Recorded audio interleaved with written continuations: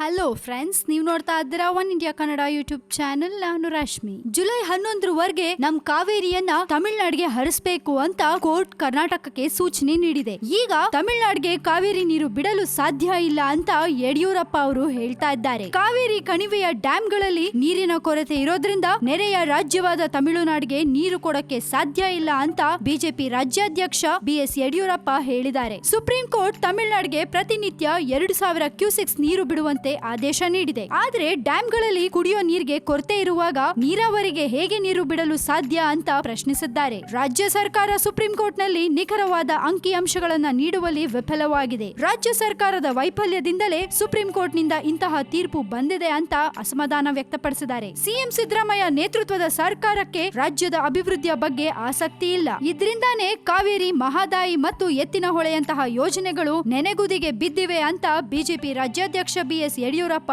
ಗುಡುಗಿದ್ದಾರೆ. So Yediyurappa ಅವರು ಒಂದ್ ಕಡೆ ಹೇಳೋದು ನಿಜ ಆದ್ರೂನು ಇನ್ನೊಂದ್ ಕಡೆ ಬಿಜೆಪಿ ಅವರು ಸಿದ್ದರಾಮಯ್ಯ ಸರ್ಕಾರದ ಬಗ್ಗೆ ಮಾತಾಡಕ್ಕೆ ಯಾವುದೋ ಒಂದು ಚಾನ್ಸ್ ಗಾಗಿ ಕಾಯ್ತಾ ಇರ್ತಾರೆ. ಇನ್ನು ಈ ಕಾವೇರಿ ನದಿ ನೀರು ವಿಚಾರದಲ್ಲೂ ಸಿದ್ದರಾಮಯ್ಯ ಅವರ ಸರ್ಕಾರವನ್ನ ಯಡಿಯೂರಪ್ಪ ಅವರು ಬೈದಿದ್ದಾರೆ. ಫ್ರೆಂಡ್ಸ್, ನೀವೇನ್ ಹೇಳ್ತೀರಾ? ತಮಿಳುನಾಡಿಗೆ ಕಾವೇರಿ ಬಿಡೋದು ಎಷ್ಟು ಸರಿ? ಸುಪ್ರೀಂ ಕೋರ್ಟ್ ಅವರ ಈ ನಿರ್ಧಾರ ಎಷ್ಟರ ಮಟ್ಟಿಗೆ ಸರಿ ಅನ್ನೋದನ್ನ ನೀವು ನಮ್ಗೆ ತಿಳಿಸಿ. ಹಾಗೆ ಮತ್ತಷ್ಟು ಸುದ್ದಿಗಳಿಗೆ ಸಬ್ಸ್ಕ್ರೈಬ್ ಮಾಡಿ ನಮ್ಮ one India Kannada YouTube channel ಅನ್ನ. ಜೊತೆಗೆ ಈ ನಮ್ಮ ವಿಡಿಯೋನ ದಯವಿಟ್ಟು ಲೈಕ್ ಮಾಡಿ, ಶೇರ್ ಮಾಡಿ.